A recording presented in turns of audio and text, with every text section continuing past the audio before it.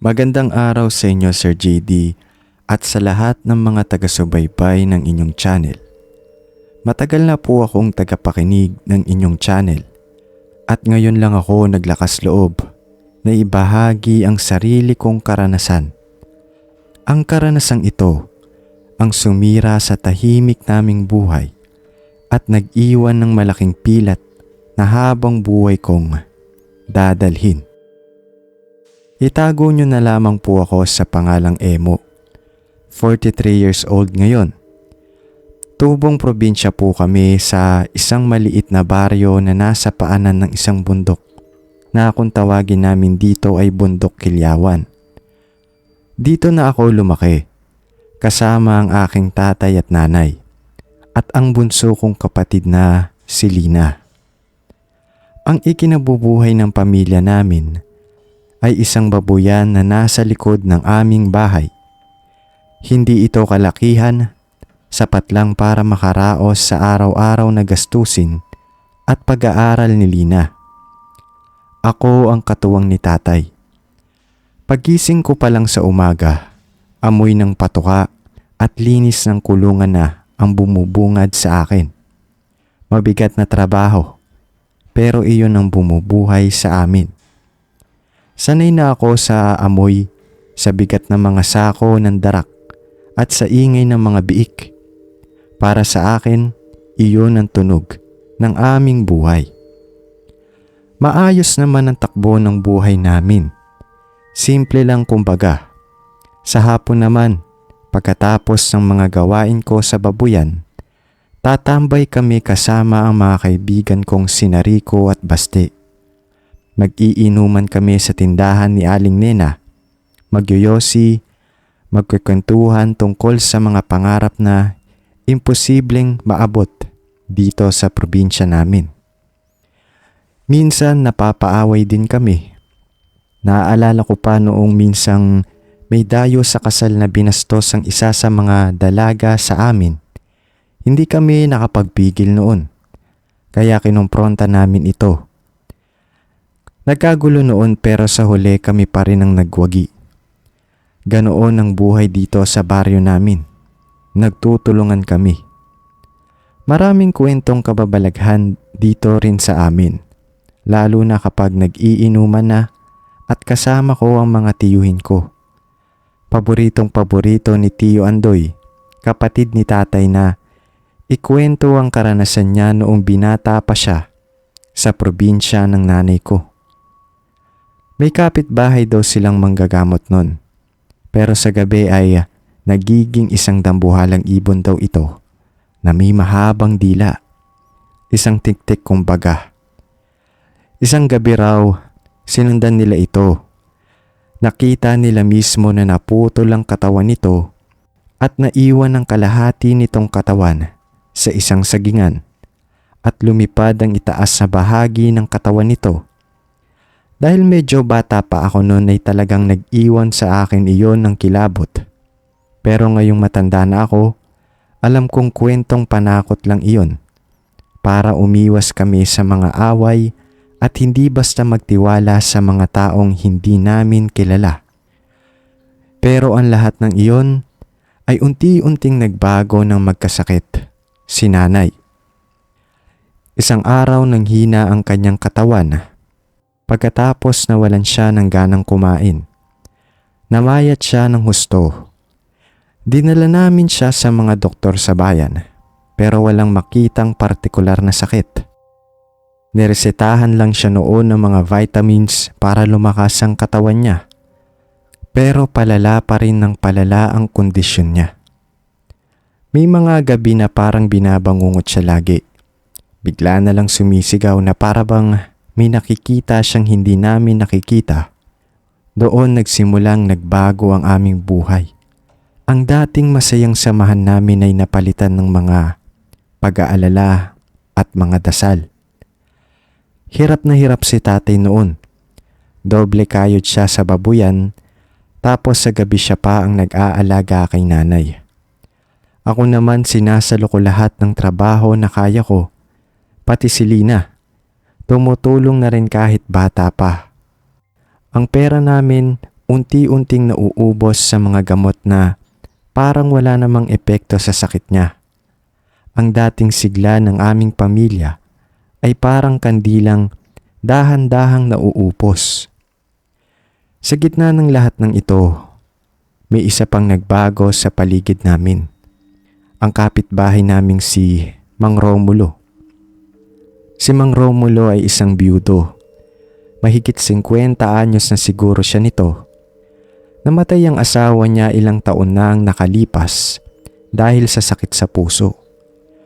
Mag-isa na lang siya sa buhay. Dati masiyahin daw ito at palakaibigan. Paminsan-minsan, nag-aabot pa ng mga gulay na tanim niya sa kanyang bakuran. Pero nagsimula ang bulong-bulungan tungkol sa kanya mga 1 taon bago magkasakit si nanay. May pamangkin siyang galing Maynila noon na tumira sa kanya pansamantala na itago na lang din natin sa pangalang Jepoy. Mga ilang linggo lang, bigla na lang lumayas ang bata. Nakita siya sa may kanto ng baryo, umiiyak at nanginginig noon sa takot. Ang kwento niya, isang gabi raw ay nagising siya na nakatitig sa kanya si Mang Romulo na parang may masamang binabalak. Tapos dilat na dilat din daw ang mga mata nito na parang hindi ito natutulog. Dahan-dahan daw itong gumapang palapit sa kanya. As in Sir JD gapang na parang isang aso. Sa sobrang takot daw niya, nagtulog-tulugan daw si Jepoy at kinaumagahan, tumakas daw ito habang wala ang tiyuhin niya. Kwento ni Jepoy sa mga kamag-anak niya sa kabilang baryo yun at kumalat ang tsismis sa lugar namin.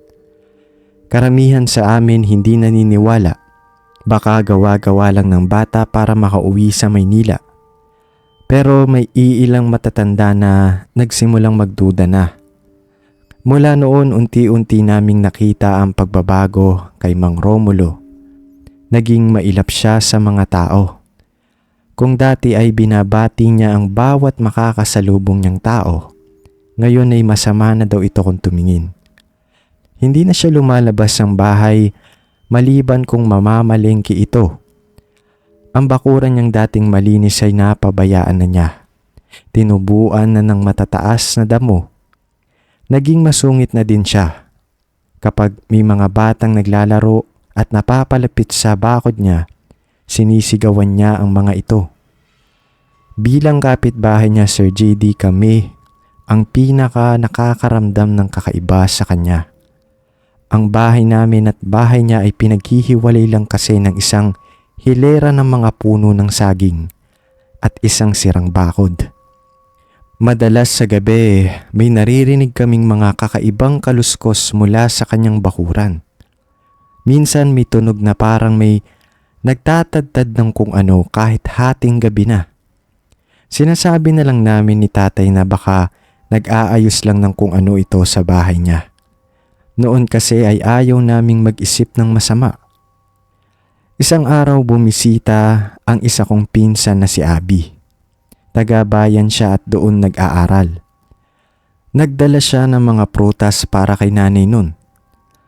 Habang nagkukwentuhan kami sa labas nun, aksidenteng napunta ang bola ng mga naglalarong bata sa bakuran ni Mang Romulo.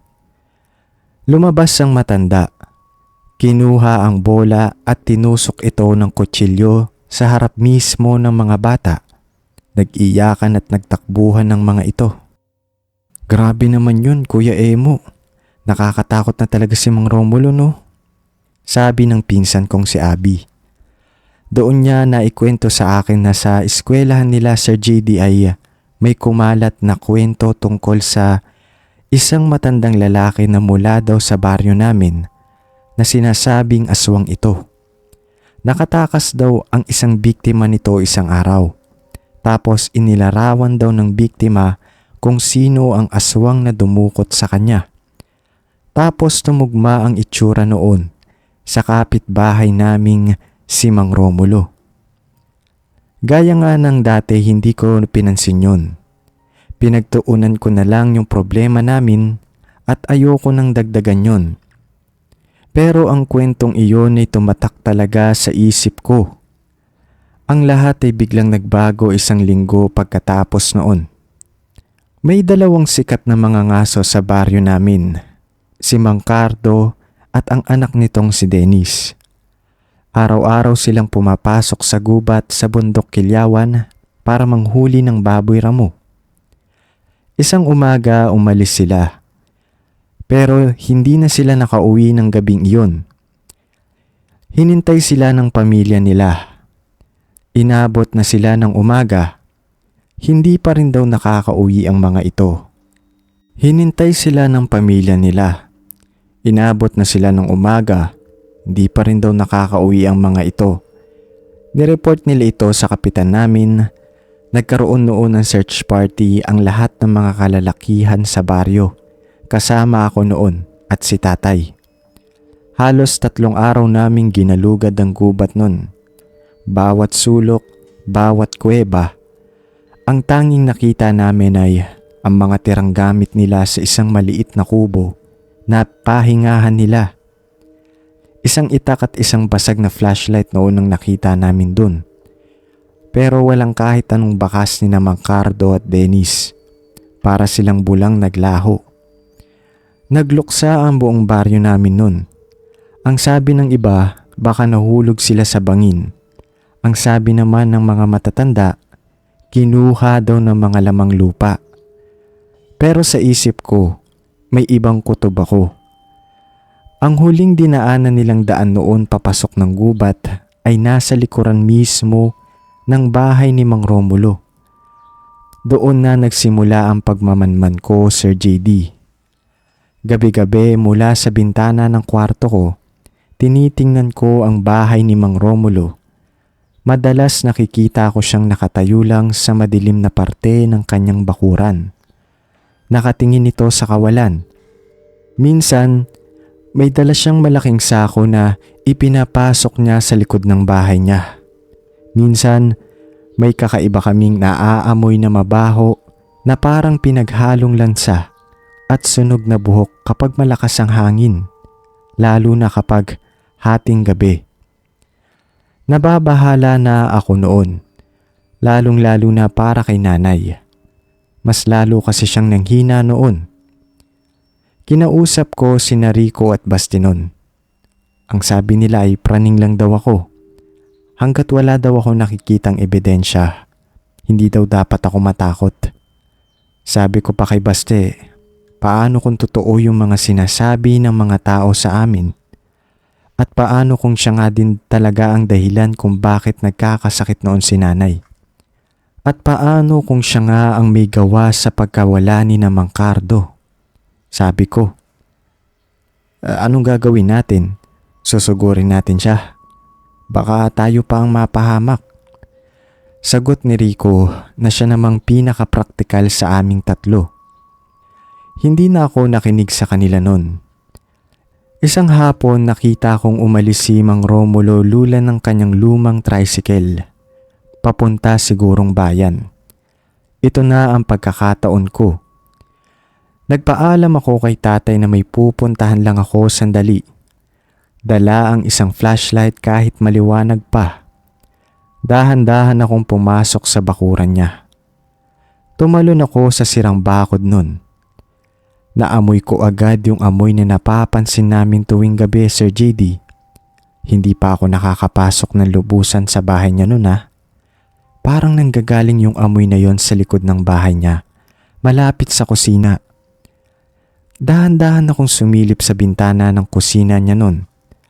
Ang nakita ko, Sir JD, sa kusina ay hindi ko makakalimutan sa buhay ko. Sa ibabaw kasi ng lababo niya nun, may 3 malalaking kaldero doon. Nasa apoy pa yung isa. Sa tabi nito sa sahig naman, may mga nagkalat na buto. Tiyak ako ng mga buto iyon ng mga tao. Sa mesa naman, nakakita ako ng isang kamay. Oo, Sir JD, putol na kamay. Ang una kong napansin noon ay yung suot nitong singsing na pamilyar sa akin. Yung singsing na yun ay pinagmamalaki pa sa amin ni Dennis noong Huling beses namin siyang nakausap. Ang sabi pa nga niya sa amin noon na pinamana pa raw sa kanya iyon ng lolo niya. Napasok ka talaga ako noon sa gilid. Kasabay noon ay nanginginig ang buong katawan ko. Totoo pala ang lahat. Ang kapitbahay naming si Mang Romulo ay isang aswang. Sa sobrang taranta ko nga nun, hindi ko na namalayan ng papalapit na tunog ng tricycle ni Mang Romulo. Paglingon ko, nandoon na si Mang Romulo sa may tarangkahan ng pinto niya. Nakatayo lang ito doon, tapos nakatingin sa akin. Pero ang mga mata niya, hindi na iyon mata ng tao. Halos mapuno na ang itim ng mata niya sa sobrang galit sa akin nun. Tumakbo agad ako nun, pero mas mabilis siya sa akin. Bago pa ako makatalon pabalik sa bakod nun, nahablot niya po ako. Isang malakas na palo sa ulo mula sa isang piraso ng kahoy ang nagpabagsak sa akin. Ang huli kong nakita ay ang kanyang muka. Nakangisi bago ako mawalan ng malay. Nagising na lang ako noon sa isang madilim na lugar, Sir JD. Napakasikip po doon at napakabaho din. Pinaghalong amoy lupa at nabubulok na karne ang naaamoy ko doon. Nakatali noon ang aking mga kamay at paa. May busal din ang aking bibig. Maya-maya nakaaninag ako sa dilim. Napagtanto kong nasa silong ako ng bahay ni Mang Romulo nun. Sa mga siwang ng sahig na kawayan sa itaas ng bahay niya, nakikita ko ang kaunting liwanag nun. Naririnig ko rin ang mga yabag niya sa itaas. Naglalakad ito at pabalik-balik. Ang takot na nararamdaman ko noon ay hindi ko maipaliwanag. Alam kong katapusan ko na noon, Sir JD. Naisip ko noon ang nanay at tatay ko pati na rin ang kapatid kong si Lina. Pagpala nandoon ka na sa ganoong sitwasyon, marami kang marirealize sa buhay. Lumipas ang mga oras pero isang araw na pala ang nakalipas nun. Hinihintay ko na lang na may mangyari sa akin. Nanghihina na kasi ako noon sa gutom at nauuhaw na rin. Paminsan-minsan sumisilip si Mang Romulo sa mga siwang sa sahig. Tititigan niya lang ako habang ako'y nagmamakaawa. Nawalan ako ng pag-asa nun. Ito na siguro ang katapusan ko. Hinihintay niya na lang sigurong gumabi bago niya ako isunod kina Mang Cardo. Pero may narinig akong ibang tunog nun. Mga boses ng mga bata. Nagtatawanan at naglalaro. Maya-maya nakarinig ako ng mga batang naglalaro sa labas. Naririnig ko silang nagtatakbuhan nun. Malapit lang kung nasaan ako. Bigla may nagsabing isang bata na magtatago daw ito sa silong ni Mang Romulo. Pagkatapos, isang anino ng bata ang gumapang papasok sa siwang ng silong nun, Sir JD, kung nasaan ako. Isang batang lalaki yon, siguro mga 6 na taong gulang. Sa una hindi niya ako napansin agad, pero nang gumalaw ako, napatingin siya sa direksyon ko. Nakita niya ako nun. Nanlaki ang kanyang mga mata pero hindi siya sumigaw. Nanigas lang siya sa kinatatayuan niya bago dahan-dahang gumapang palabas. Pagkalabas niya doon siya humagulgol ng iyak at tumakbo. Sinabi niya noon sa mga kalaro niya na nakita niya nga ako. Narinig ko ang kaguluhan noon sa labas, Sir JD. Mga sigawan iyon. Ilang sandali pa narinig ko ang boses ni tatay. Tinatawag niya ang pangalan ko. Narinig ko rin ang boses ni Rico at Baste. Maya-maya biglang bumukas ang sahig sa itaas. Si Mang Romulo may hawak noon na malaking itak. Bababa na sana siya para tapusin ako pero huli na. Sinira ng mga taong baryo ang pinto ng kanyang bahay at nagkagulo sila sa taas. Kinalagan ako ni Tatay at Baste. Pag-akyat namin mula sa silong, bumungad sa amin ng isang nakakatakot na tanawin. Nakasubsob si Mang Romulo sa sahig. Duguan, pinagtutulungan ng mga galit na mga tao. At sa isang sulok, nakahandusay si Rico. May malalim siyang saksak noon sa dibdib. Tinamaan siya ng itak ni Mang Romulo habang sinusubukan siyang pigilan nito. Nilapitan ko ang mga kaibigan ko noon na si Rico ay umuubo na ng dugo noon. Ngumiti lang siya sa akin, tapos iyon na ang huli niyang ginawa bago siya nawala ng buhay sa mga braso ko. Sir JD, sobrang sakit. Nakaligtas nga ako, pero kapalit naman ito ay ang buhay ng matalik kong kaibigan. Ang taong hindi naniniwala sa akin noong una ay siya pa palang tao ang unang sumugod para iligtas ako. Sa mga sumunod na araw dumating ang mga pulis. Nakakuha sila ng mga ebidensya sa bahay ni Mang Romulo. Yung mga buto ng tao doon ay nakita nila. Mga naiwang gamit ni Mang Cardo at Dennis at iba pang mga personal na gamit na hindi nakilala kung kanino. Patay na si Mang Romulo bago pa man dumating ang mga otoridad nun. Ang pinakamasakit sa lahat, Sir GD, ay ang nangyari kay nanay. Akala namin ngayong wala na ang aswang na kapitbahay namin. Gagaling na siya. Pero hindi. Patuloy pa rin siyang nanghihina. Dinala namin siya sa isang malaking ospital sa syudad. Doon nalaman namin ang totoo. May stage 4 cancer na pala si nanay. Matagal na daw pala at wala na raw kaming magagawa. Makalipas ang 2 buwan, sumunod si nanay kay Rico. Pagkatapos ng lahat, hindi na namin kinaya na manatili pa sa baryong iyon. Ibinenta namin ang babuyan namin, ang bahay namin at ang lupa. Lumipat kami sa bayan, malayo sa mga alaala ng kahapon. Salamat po sa pagbabahagi ng aking kwento, Sir JD. Hanggang dito na lamang po.